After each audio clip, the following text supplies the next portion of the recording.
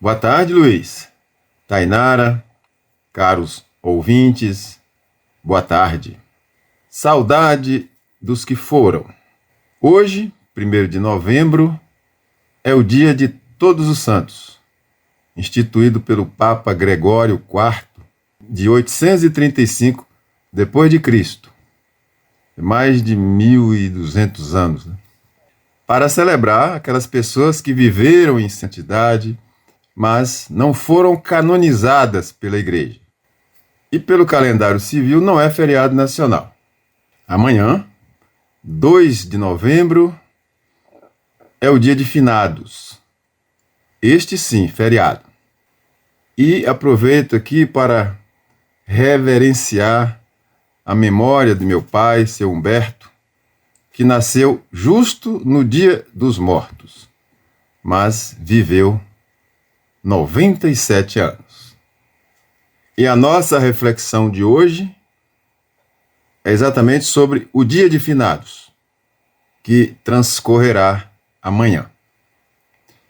Para isso, adaptei 2 mensagens, uma com o título No Cemitério e outra, Passagem da Morte, do livro Hora do Ângelus, Pensares para Rezar, que eu publiquei em 2011.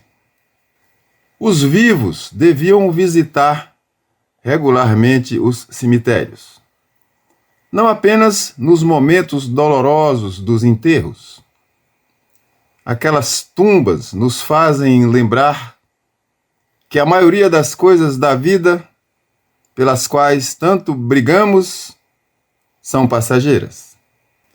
A morte é certa, inexorável, não respeita rico nem pobre, feio nem bonito. E isso fica evidente diante de um túmulo. Mas nem sempre isso nos toca. A dor dos que ficam costuma passar logo. E a vida segue. Amor, atenção, amizade, fraternidade, solidariedade, muitas vezes negados em vida, passam a ser compensados de alguma forma, como, por exemplo, gestos atrasados e desnecessários quando a pessoa morre e começa no carregar o caixão, na missa de 7º dia, nas flores e nas mensagens, ou até numa foto que é colocada naquele túmulo frio e cimentado. Enquanto isso, o corpo, que antes era viril, saltitante e saudável, é comido pelos vermes. Em muitos túmulos, antes caiados ou revestidos de mármores luxuosos, as flores secaram, as lembranças caíram, a sujeira tomou conta, o morto foi esquecido. Alguns poucos túmulos são bem cuidados. Eles são variados e diferentes, conforme estejam caiados, cimentados, azulejados, revestidos com mármores e granitos, ornamentados com flores naturais ou de plástico, com crucifixos de resinas ou de bronze. Sempre há uma diferença. Até entre as covas mais humildes há diferenças. Umas são bem mais arrumadas que outras. São diferenças que revelam o lado incorrigível do ser humano, que quer parecer um melhor do que o outro, mesmo diante da morte. Mas há sim, com toda certeza, muitos que depositam flores não pela aparência, mas pelo sentimento verdadeiro de amor e consideração para com o ente querido que se foi. Não podemos modificar as leis implacáveis da natureza.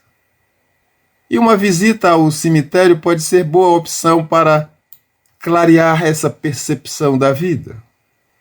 sem ter de esperar pelo próprio suceder da existência, que a todos ensinam.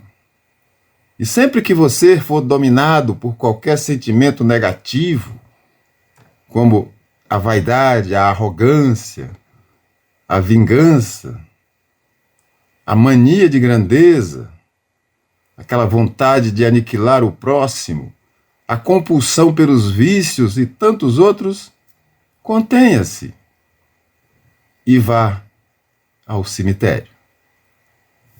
O morrer ainda é muito perturbador, pois é algo de que não se escapa. Mesmo assim, só pensamos na morte por último. Somos inconformados e não nos preparamos para ela.